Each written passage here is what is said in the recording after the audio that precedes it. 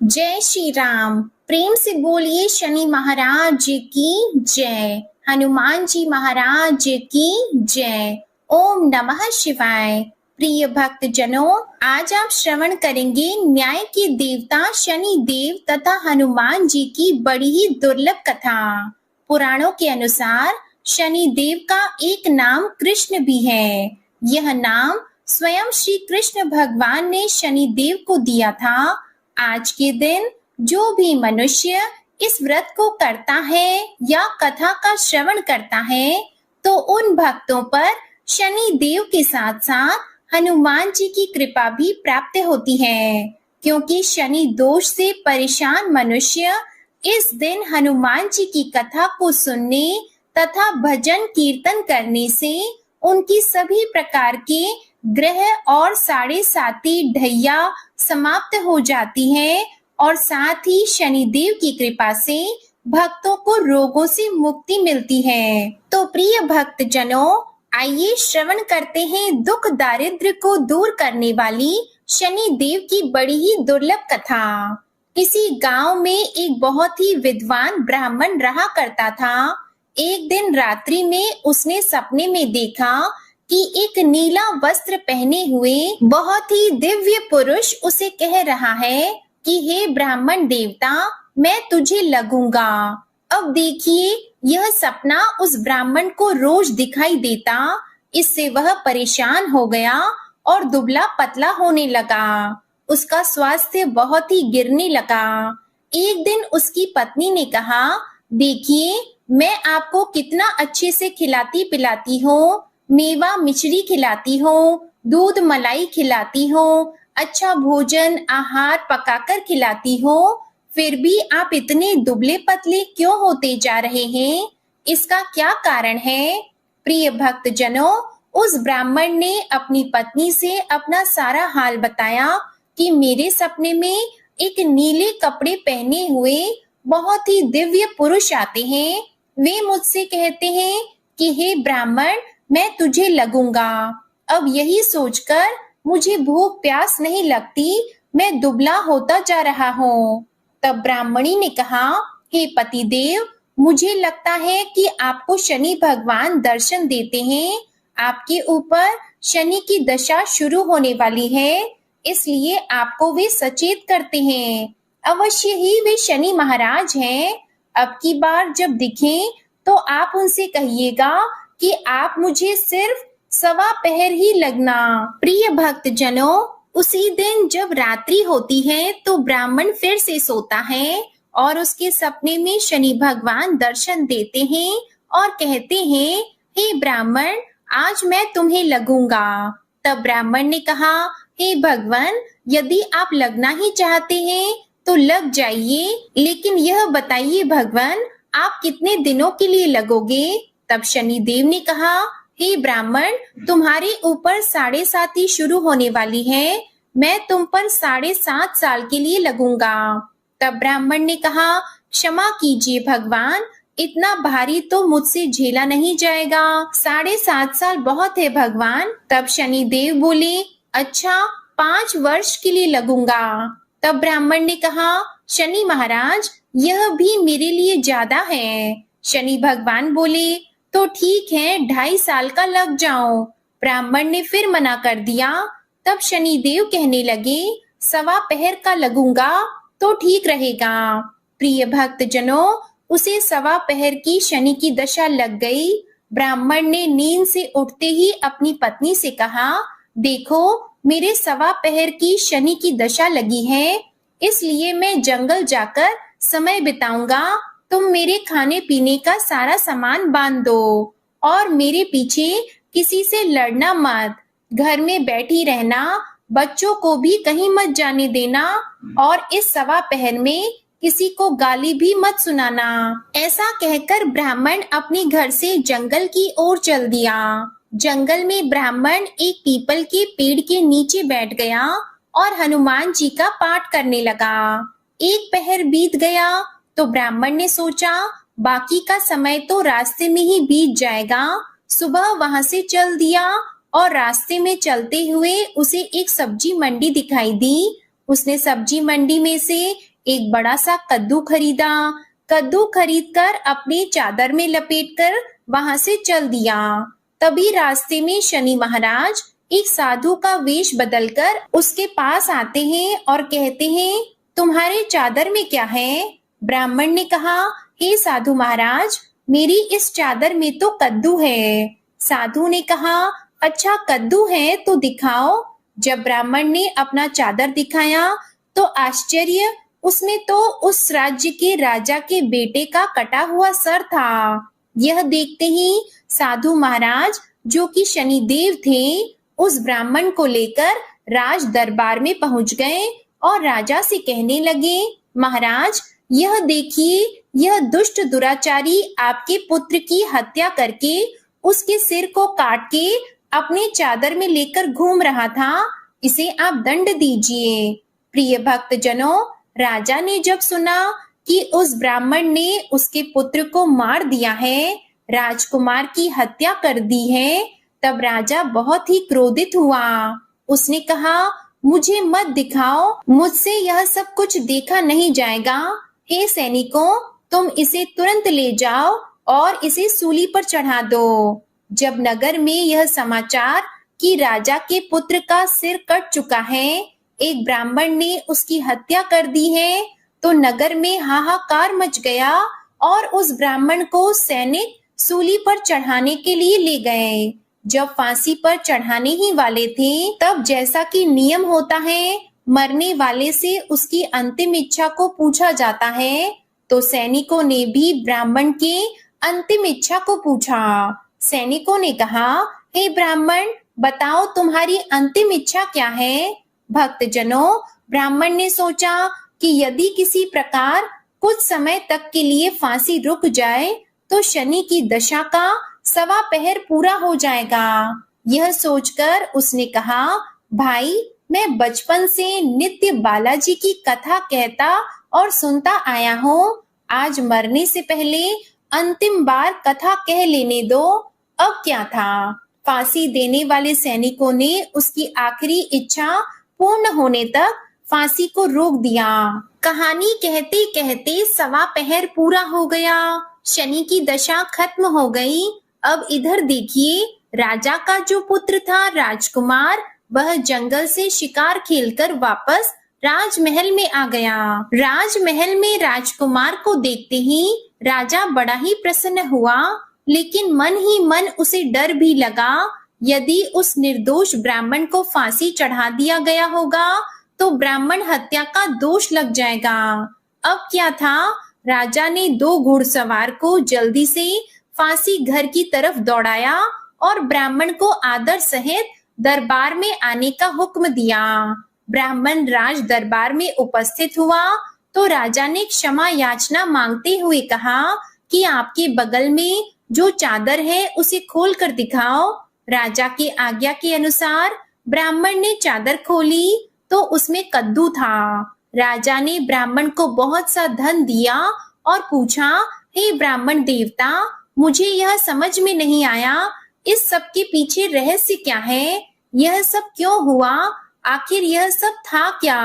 तब ब्राह्मण ने कहा, हे महाराज, मुझे 1.25 पहर की शनि की दशा लगी थी, इसलिए यह सब कुछ हुआ। राजा ने कहा, हे ब्राह्मण, शनि देव की दशा किस प्रकार टलती है? ब्राह्मण ने कहा, हे राजन, यदि राजा या सेठ को यह दशा लगती है तो काला हाथी या काला घोड़ा दान करना चाहिए। गरीब को शनि की दशा लगती है तो पीपल की पूजा करनी चाहिए और शनि की कहानी सुननी चाहिए। तिल, तेल और काला उड़द आदि का दान करें। काले कुत्ते को तेल चुपड़ी रोटी खिलाएं तो शनि की दशा उतर जाएगी। अब देखिए, राजा ने उस ब्राह्मण को कद्दू वापस किया। अब घर आकर ब्राह्मण ने कद्दू अपनी पत्नी को दिया। जब उसकी पत्नी ने सब्जी बनाने के लिए उस कद्दू को काटा तो उसके बीजों की जगह हीरे मोती निकलने लगे। तब ब्राह्मणी ने पूछा, हे पतिदेव, यह सब क्या है? इसमें से हीरे मोती कैसे निकल रहे हैं? इसे कहाँ से लाए हैं आप? तब ब्राह्मण ने कहा, हे प्रिय, जब शनि की दशा लगी थी तो यह कद्दू कुंवर का सिर बन गया था, और जब दशा उतरी है तो शनि महाराज ने कैसे निहाल कर दिया, हमें माला माल कर दिया। हे शनि देवता, जैसे ब्राह्मण को शनि की दशा लगी वैसे किसी को भी शनि की दशा ना लगे। जैसे ब्राह्मण को धन दौलत मिला वैसे सबको धन दौलत मिले। कथा कहानी कहते सुनते होकार भरते सबको मिले। बोलिए श्री शनि देव की जय। ओम नमः शिवाय। प्रिय भक्त जनों, आइए अब सुनते हैं भगवान शनि देव की दूसरी कथा। यह कथा सुनने से भक्तों को मनोवांछित फल की प्राप्ति होती है। नर्मदा नदी के किनारे एक गांव में बहुत ही बड़े साहूकार का परिवार निवास करता था। साहूकार की मृत्यु हो चुकी थी। घर में साहूकारनी और उसके 2 बेटे, एक बड़ी बहू थी। साहूकारनी का छोटा बेटा मानसिक रोग से ग्रस्त था। उसकी मानसिक स्थिति ठीक नहीं थी। साहूकारनी की बड़ी बहू तारा को विवाह के कई वर्ष बीत गए थे, पर अभी तक उसे संतान नहीं हुई थी। तारा को सदैव यही भय था कि कहीं उसके पति संतान पाने के लिए दूसरा विवाह ना कर ले। यदि उसके पति ने दूसरा विवाह कर लिया तो उसे सौतन का दुख सहना पड़ेगा।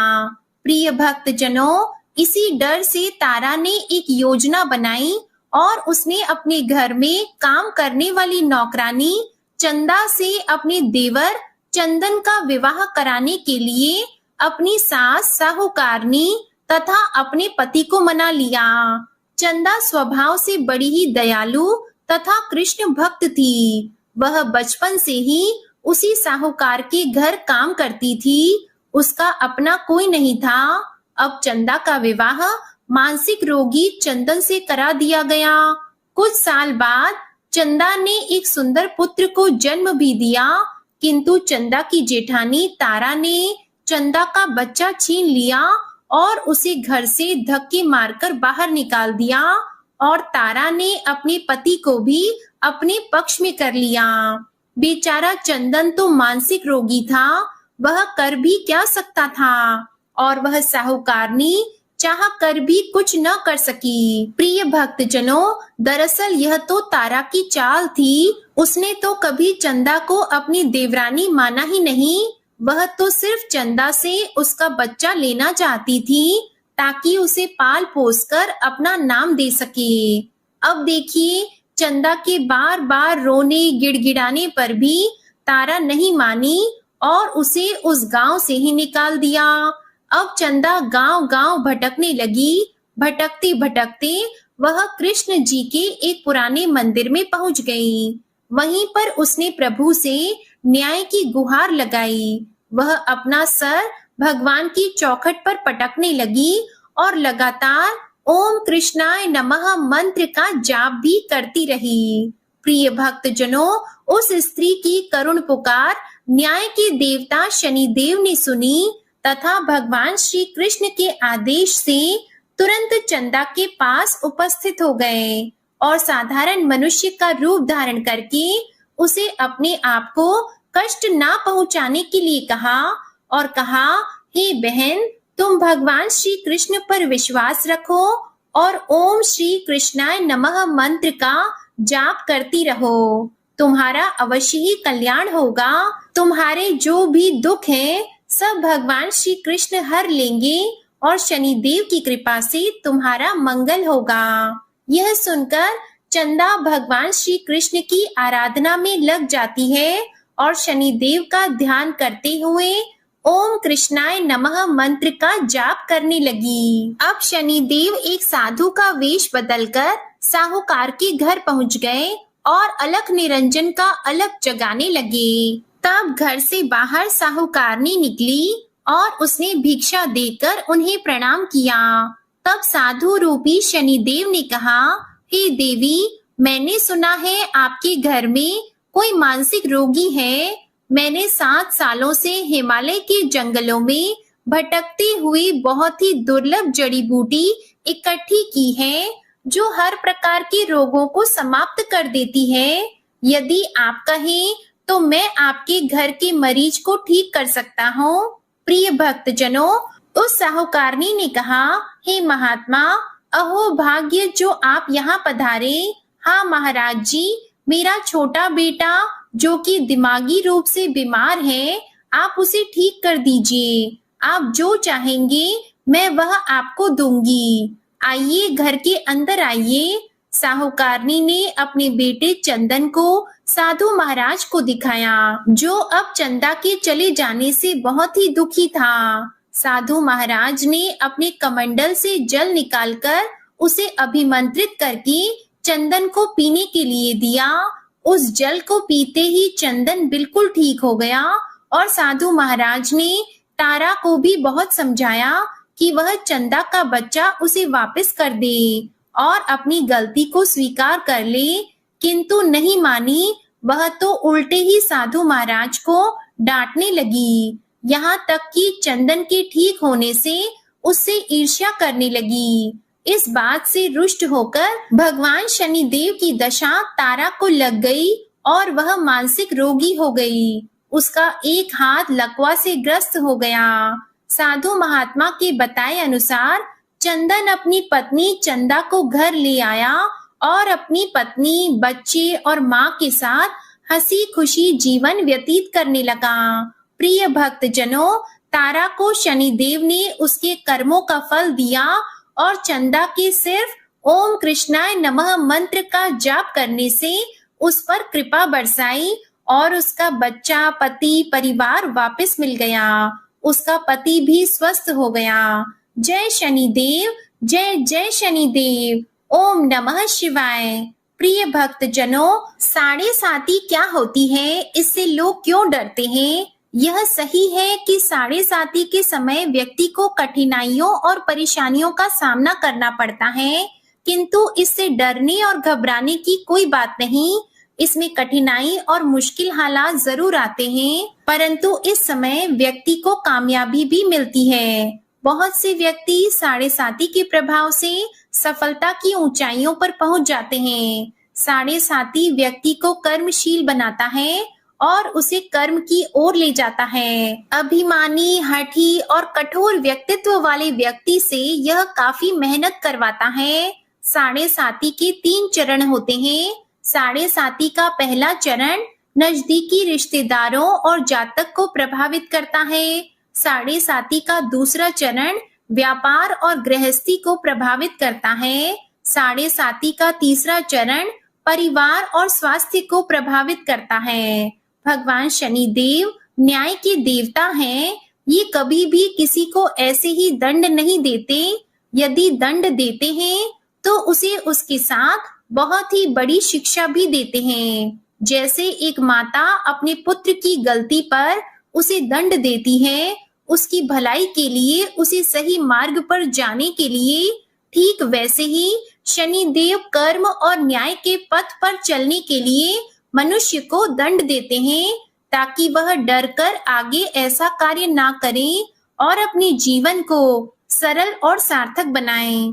भगवान शनिदेव तो न्याय की मूर्ति हैं। इनकी पूजा और भक्ति करके व्यक्ति धन ऐश्वर्य से संपन्न हो जाता है और सफलता की नई ऊंचाइयों को छूता है, जीवन में तरक्की करता है, घर में सुख समृद्धि वैभव का आगमन होता है और व्यक्ति का जीवन बड़ा ही सुखमय हो जाता है। शनिदेव भगवान को प्रसन्न करने के लिए शनिवार के दिन पीपल के पेड़ के नीचे शाम को दिया अवश्य जलाएं और कुत्ते को तेल से चुपड़ी रोटी खिलाएं। शनिवार को जल में तिल डालकर पीपल को चढ़ाएं।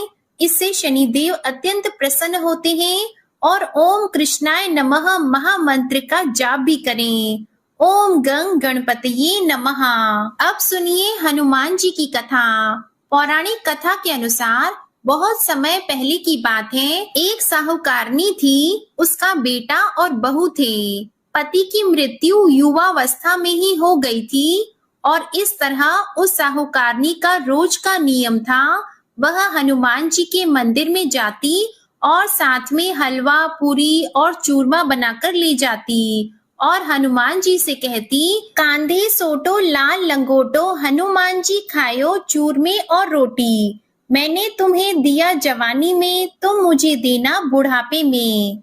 अब क्या था, पूजा करने के बाद वह साहूकारनी अपने घर आई तो उसकी बहू बोली, सासू जी तुम चूरमा रोटी लेकर कहाँ जाती हो रोज?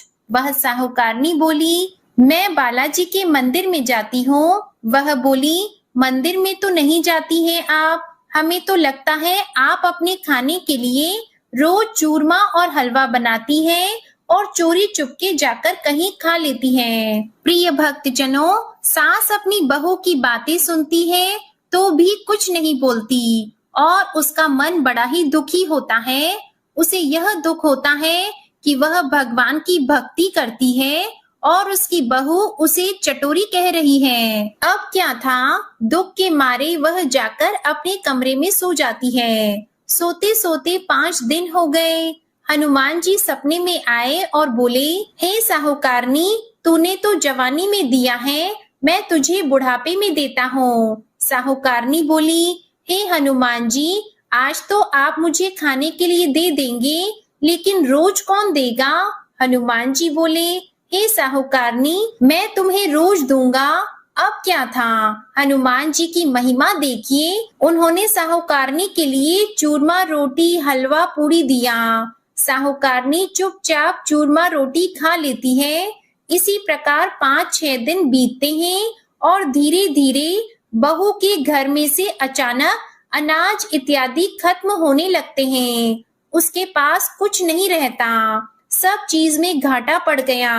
बहू ने सोचा, सास को 7 दिन हो गए हैं, मैंने तो उन्हें खाने को कुछ दिया भी नहीं, देखूं तो कैसी है। अब देखिए, बहू अपनी सास के कमरे में जाकर देखती है तो उसने क्या देखा कि उसकी सास तो अच्छी भली मोटी ताजी है।